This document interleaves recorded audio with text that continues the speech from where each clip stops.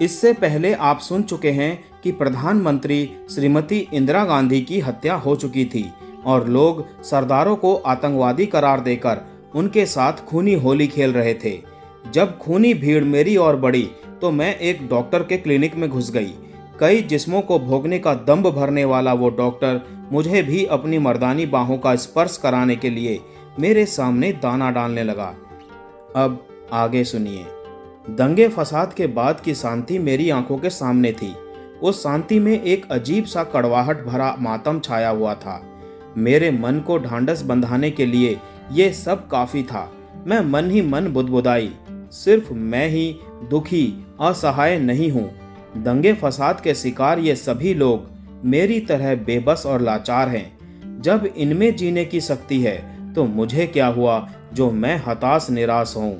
टूटी दुकानें फिर से बनाई जा रही हैं, चोट खाए लोग मरहम पट्टी करवा रहे हैं, तो क्या मैं अपनी मरम्मत नहीं कर सकती? जो टूटता है वो जुड़ता भी है। जुड़ना जिंदगी है, टूटना मौत। मुझे पुरुषों की औकात का अंदाजा लगाना है। वे अब तक औरतों को ही तोड़ते आए हैं, उनके साथ बलात्कार करने में ही अपनी बहादुरी समझते हैं। अब मैं उन्हें तोड़ूंगी, उनके साथ बलात्कार करूंगी, उनकी धज्जियां उड़ाऊंगी। यही सब सोचते सोचते मैं एक होटल के गेट के बाहर पहुंच गई तो किसी ने मुझसे पूछा, बाहर रहकर क्या करोगी? अंदर जाओगी तो तुम्हें अच्छा अच्छा खाने को मिलेगा।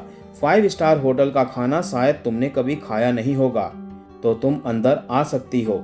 वो आग्रहपूर्वक शब्दों में बोला। मैंने कहा, नहीं, मैंने खाना खाया तो नहीं है, लेकिन मेरे पास पैसे भी तो नहीं हैं। मैं एक सांस में ही बोल गई। वो हंसने लगा। मेरे पास तो है ना, मैं तुम्हें खाना खिलाऊंगा। तुम जैसी हसीन और दिलदार लड़कियों पर मैं अपनी सारी दौलत लुटा दूं तो भी कम ही है। उसके यह कहते ही मैं यह समझ गई कि ये बूढ़ा आशिक मिजाज व्यक्ति है। लड़कियां इसकी कमजोरी है, इससे पैसे ऐंठे जा सकते हैं।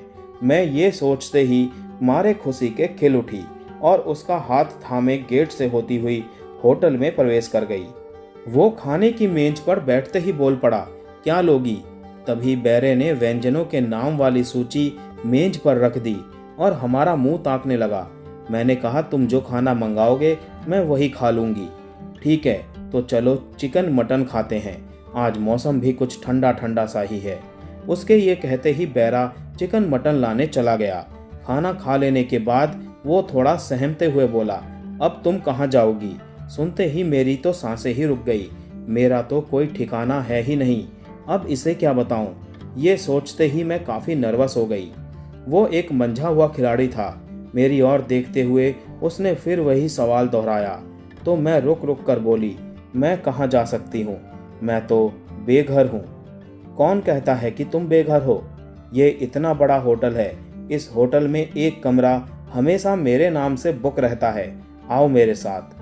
यह कहकर वो होटल की सीढ़ियां चढ़कर दूसरी मंजिल पर आया और एक कमरे की ओर इशारा करते हुए बोला, लो ये चाबी और जाकर दरवाज़ा खोलो। मैं चाबी लेकर ताला खोलने लगी। ताला जब खुल गया तो दरवाज़ा खोलकर मैं अंदर आ गई। क्या शानदार कमरा था, मेरी तो आंखें ही चुंधिया गई। तभी किसी की मर्दानी स्पर्श का मुझे एहसास हुआ। तभी मैंने देखा कि वो बूढ़ा मेरे कंधों को धीरे धीरे सहला रहा था। मुझे कोई आश्चर्य नहीं हुआ, मैं पहले से ही तैयार थी। मुझे ये पता था कि ये बूढ़ा मुझ पर इतना मेहरबान क्यों है। शायद मैं ही मजबूर थी, मैं बेघर थी, मेरे पास पैसे नहीं थे।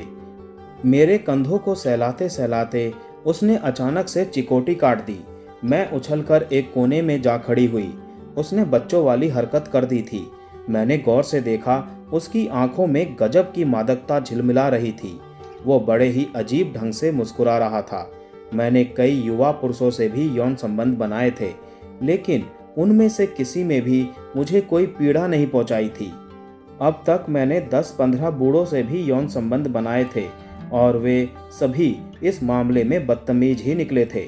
शायद इसकी वजह उनमें यौन उत्तेजनाओं का ना होना ही था। वे जिस तेज गति से मुझे छूते छाते थे, चूमते चाटते थे, उतनी आक्रामकता सहवास में कभी नहीं दिखा पाते थे। फिर वे अपनी खींच चोट पहुंचाकर ही मुझे देते थे। मैं इतना तो पहचान ही गई थी कि पुरुष इस उम्र में आकर यौन रोगी बन जाता है और महिलाएं इस उम्र में आकर शांत स्थिर पड़ जाती हैं। मैंने सोचा क्यों ना इस बूढ़े की रगों पर हाथ रखा जाए। फिर मैंने उससे पूछा, जनाब, इस उम्र में भी तुम लड़कियों के साथ यौन जीवन जीने की चाह रखते हो? वो हंसने लगा और बोला, क्यों, बूढ़ों का दिल शरीर जैसा बूढ़ा नहीं होता है। पुरुष मन कमसिन लड़कियों की देह से खेलने के लिए हमेशा ललचाता रहता है। तुम्हारी पत्नी की देह क्या इस खेल के लिए उपयुक्त नहीं है? मैंने उसे छेड़ा तो वो बोला, वो तो बूढ़ी हो गई है, उसके स्तन लटक गए हैं, उसकी आग कोई ठंडी सी पड़ गई है, वो तो इन क्रियाओं को करने की इजाजत देना भी पाप समझती है। मैं मुस्कुरा पड़ी, तो क्या तुम बूढ़े नहीं हुए हो? मैंने कहा ना कि शरीर बूढ़ा हुआ है, मन अभी जवान है। तो क्या तुम मुझे संतुष्ट कर सकोगे? तुम्हारे शरीर में तो उत्तेजना आती ही नहीं होगी। मेरे ये कहते ही वो हंसने लगा। शरीर की उत्तेजना से मेरा क्या लेना देना, मन की उत्तेजना से मुझे मतलब है। लेकिन मुझे तो तुम्हारे शरीर की उत्तेजना से मतलब है। मुझे तुम उत्तेजित करके छोड़ दोगे तो मैं कहाँ जाऊंगी? मैं ये कहते कहते चिंतित हो उठी। इसी बात के तो मैं तुम्हें पैसे दे रहा हूँ। तुम्हें होटल का इतना शानदार कमरा दिया है, जानती हो इस कमरे का एक रात का किराया कितना है? पूरे 1000 रुपये। यह कहते कहते बूढ़ा मेरे करीब आकर खड़ा हो गया। मैं उसे मना नहीं कर पाई। उसके मुंह में असली दांत तो थे नहीं, बनावटी दांतों से ही उसने मेरे नर्म और गुलाबी गाल को कसकर काट लिया। मैं दर्द के मारे बिलबिलाकर 2 कदम पीछे हट गई। वो मुझे अव्वल दर्जे का यौन रोगी लगा। मुझे दर्द से करहाते देखकर शायद उसे यौन संतुष्टि मिल रही थी, क्योंकि वो बहुत ही खुश था। फिर वो मेरे नज़दीक आकर बोला, कपड़े उतार दो। मैं डर के मारे थर थर कांपने लगी।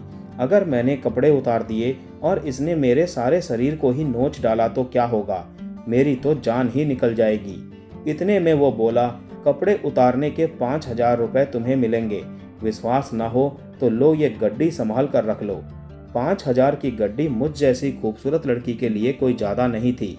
मैं तुनकती हुई बोली, मेरी कीमत तुमने 5000 ही लगाई है। तुम जैसे पोपले बूढ़े के हाथ तो कोई बुढ़िया भी नहीं आने वाली। मेरे ये कहते ही वो हंसने लगा।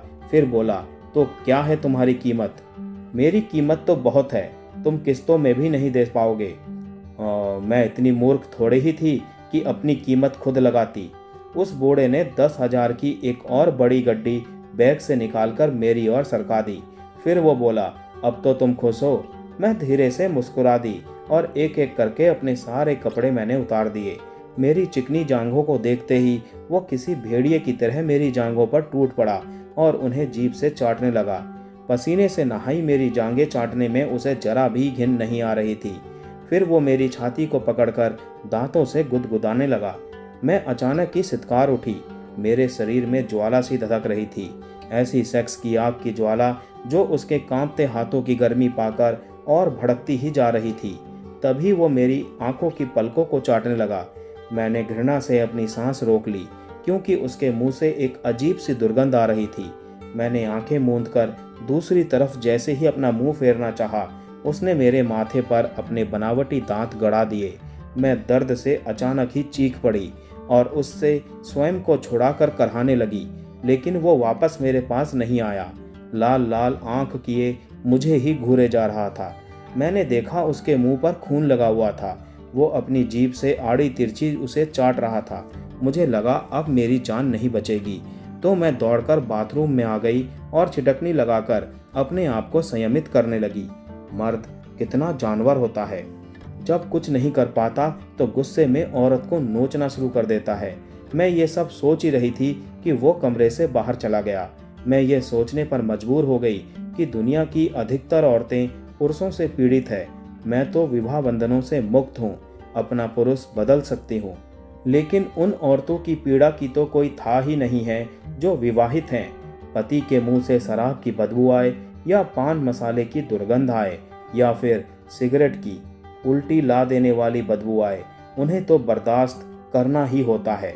इतना सोचकर मैं भी कमरे से बाहर आ गई और सीढ़ियां उतरती हुई नीचे हॉल में आ गई। इधर उधर देखा तो काउंटर पर कोई नजर नहीं आया। मैं धीरे से दबे पांव हॉल से बाहर होती हुई गेट की ओर बढ़ गई। तभी मेरी नज़र उस बूढ़े की कार पर पड़ी। मेरा कलेजा धक धक करने लगा। मैंने देखा वो कार से शराब की 2-3 बोतलें निकालकर गेट की ओर ही आ रहा था। मैं गेट की दूसरी तरफ मुंह करके खड़ी हो गई। उसने मुझे देखा और डगमगाते पैरों से अंदर चला गया। उसके जाते ही मैं गेट से बाहर आ गई और पैदल ही सड़क पर दौड़ने लगी। मैं बुरी तरह से हाँफ रही थी। एक खूबसूरत अकेली औरत के लिए दुनिया की राहें कितनी पथरीली और कठिन होती है। मेरा तो दम घुटने लगा, लेकिन मैं अब उतनी परेशान और चिंतित नहीं थी। मेरे पास पूरे 15,000 रुपए थे। मैं किसी भी शानदार होटल में कुछ दिनों तक चैन से रह सकती थी। मैं उस शहर को ही छोड़ देना चाहती थी जहाँ के पुरुष बूढ़े और मानसिक रोगी थे। मेरे लिए ये कितनी हैरानी की बात थी कि अब तक मेरे संपर्क में आने वाले अधिकांश पुरुष बूढ़े ही थे। इससे यह बात तो मालूम हो ही गई कि एक कमसिन और खूबसूरत स्त्री के कदरदान अधेड़ उम्र के पुरुष ही ज़्यादा हैं। पैसे भी देने के लिए उन्हीं के पास हैं। युवा पुरुष सेक्स में संतुष्टि तो दे सकते हैं, पर पैसे खर्च नहीं कर सकते हैं। उन्हें घर पर पैसों का हिसाब देना होता है। वे पूरी तरह से घर के मालिक नहीं होते हैं। बूढ़ों का क्या, उनकी पत्नियां उन्हें घास डालती नहीं, बच्चे उनसे रुपए पैसों का हिसाब लेते नहीं। बूढ़ों के साथ थोड़ा जोखिम तो है, लेकिन उससे क्या हुआ, वे मेरे हुस्न का सही मूल्यांकन तो रखते हैं। तभी मैं फिर एक दूसरे होटल के सामने आ खड़ी हुई। अंदर आकर कमरे का पता किया तो एक कमरा खाली था। मैं एडवांस पैसे जमा कर होटल के कमरे में आ गई। कमरे के अंदर की व्यवस्था बड़ी ही अनोखी और लुभावनी थी। सारे आधुनिक साजो सामान कमरे में मौजूद थे। मुझे कहीं बाहर जाने की जरूरत नहीं थी। कहानी आगे जारी है दोस्तों, इसका भाग 9 जरूर सुनिएगा।